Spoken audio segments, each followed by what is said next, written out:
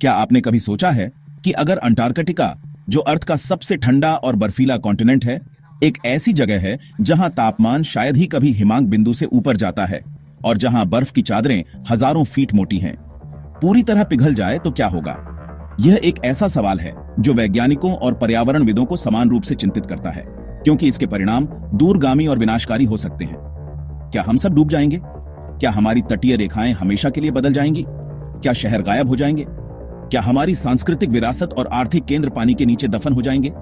या हमारे प्लैनेट का चेहरा हमेशा के लिए बदल जाएगा? क्या हम एक ऐसी दुनिया में रहेंगे जिसे हम पहचान नहीं पाएंगे? इस डेंजरस लेकिन फैसिनेटिंग सिनेरियो के पीछे की साइंस को समझते हैं। आइए उन जटिल प्रक्रियाओं का पता लगाएं जो अंटार्कटिका को पिघला रही है, और उन संभावित परिणामों का आकलन करें जो हमारे ग्रह और उस पर रहने वाले लोगों के लिए हो सकते हैं। अंटार्कटिका सिर्फ ठंडा नहीं है, यह ऐसा जमा हुआ है जिसकी आप कल्पना भी नहीं कर सकते। यह पृथ्वी पर मौजूद ताजे पानी का लगभग 70% हिस्सा रखता है, जो बर्फ की विशाल चादरों में बंद है, जो महाद्वीप को ढकती हैं।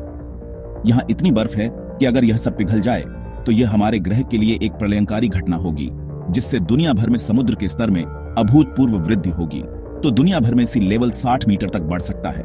यह कोई मामूली वृद्धि नहीं है, यह एक ऐसी वृद्धि है जो दुनिया के भूगोल को फिर से परिभाषित करेगी। हाँ, आपने सही सुना, 60 मीटर। यह एक बहुमंजिला इमारत की ऊंचाई के बराबर है, और यह वह ऊंचाई है जिससे समुद्र का स्तर बढ़ सकता है यदि अंटार्कटिका की सारी बर्फ पिघल जाए।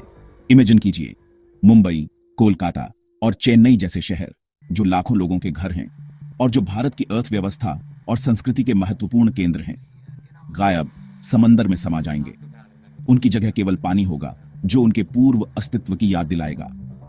यहां तक कि यूएस में न्यूयॉर्क, जो दुनिया के सबसे प्रतिष्ठित शहरों में से एक है और जो अपनी गगनचुंबी इमारतों, संग्रहालयों और जीवंत संस्कृति के लिए जाना जाता है, या ऑस्ट्रेलिया में सिडनी जैसे ग्लोबल जायंट्स भी अपने प्रतिष्ठित ओपेरा हाउस और खूबसूरत बंदरगाह के साथ समुद्र के बढ़ते स्तर से तबाह हो सकते हैं, लहरों के नीचे गायब हो सकते हैं। इन शहरों के भाग्य से पता चलता है कि अंटार्कटिका के पिघलने के परिणाम कितने गंभीर हो सकते हैं। लाखों नहीं, अरबों लोग अपना घर खो देंगे।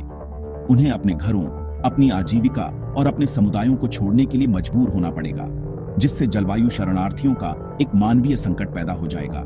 बड़ी बड़ी लहरें पूरे कोस्टल शहरों को बहा ले जाएंगी। बुनियादी ढांचे को नष्ट करना, अर्थव्यवस्थाओं को पंगु बनाना और अनगिनत लोगों के जीवन को खतरे में डालना। कुछ कंट्रीज तो मैप से पूरी तरह गायब हो सकती हैं, जैसे मालदीव, तुवालू और किरिबाती, जो समुद्र तल से कुछ ही मीटर ऊपर स्थित हैं, पूरी तरह से पानी में डूब सकते हैं, जिससे उनकी आबादी बेघर हो जाएगी और उनकी संस्कृति हमेशा के लिए खो जाएगी। ये इतना डरावना क्यों है? क्यों हमें अंटार्कटिका के पिघलने के बारे में चिंतित होना चाहिए, भले ही यह हमसे हजारों मील दूर हो?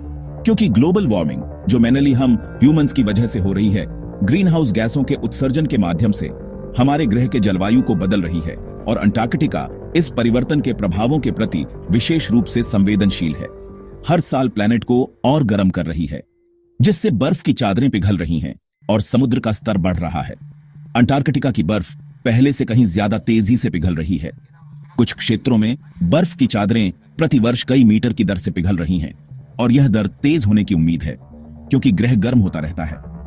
अगर यह पेस ऐसे ही चलता रहा तो हम एक ऐसी दुनिया की ओर बढ़ रहे हैं जहां समुद्र का स्तर इतना बढ़ जाएगा कि कई तटीय शहर और द्वीप राष्ट्र रहने योग्य नहीं रह जाएंगे। तो जैसा वर्ल्ड हम जानते हैं, वह सिर्फ 100 सालों में पूरी तरह अलग दिख सकता है।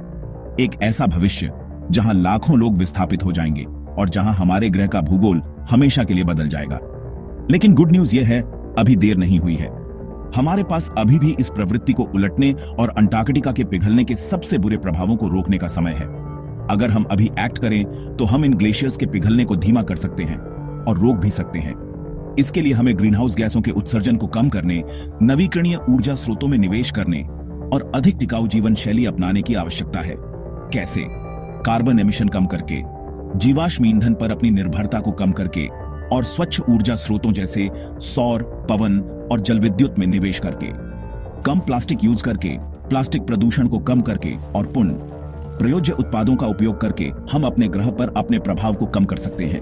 ज्यादा पेड़ लगाकर, वनों की कटाई का मुकाबला करके और वनीकरण प्रयासों का समर्थन करके हम वातावरण से कार्बन डाइऑक्साइड को हटाने और जलवायु परिवर्तन को कम करने में मदद कर सकते हैं। और अवेयरनेस फैलाकर जलवायु परिवर्तन के बारे में जागरूकता बढ़ाकर और दूसरों को कार्रवाई करने के लिए प्रोत्साहित करके हम एक अधिक टिकाऊ भविष्य बना सकते हैं। अंटार्कटिका अकेला नहीं पिघल रहा है। यह हमारे ग्रह के स्वास्थ्य और हमारे भविष्य का प्रतीक है। हमारा फ्यूचर उसके साथ पिघल रहा है। हम अपने बच्चों और आने वाली पीढ़ियों के लिए किस तरह की दुनिया छोड़ना चाहते हैं, डिसीजन हमारा है। क्या हम बस देखते रहेंगे या हम चेंज लाएंगे?